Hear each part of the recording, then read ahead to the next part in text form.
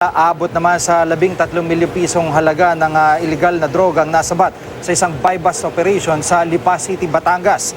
Ayon sa Lipa PNP, may gitsat kalahating kilo na hininalang shabu ang kanilang nasabat. Ito na raw pinakamalaking halaga ng nakumpiskang droga sa isang buy-bust operation sa naturang lungsod.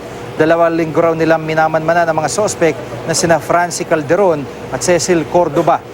Sa tulong ng ilang informante na ikasa ang buy-bust operation. Tinangka pa raw ni Calderon na tumakas at magtago sa inupang apartment pero nahuli rin ito ng mga pulis. Nakumpiska rin mula sa mga sospek ang 3 timbangan at 3,000 pisong marked money. Nakuha rin sa kanila ang 10,000 pisong cash, mga cellphone, bank deposit slips at notebook na naglalaman umano ng mga transaksyon ng mga ito. Itinanggi naman ng sospek ang paratang tinutugis ngayon ng mga pulis ang isang alias Elvis na kumukuha umano ng droga sa mga sospek para ikalat sa ibang mga lugar na target ng grupong ito.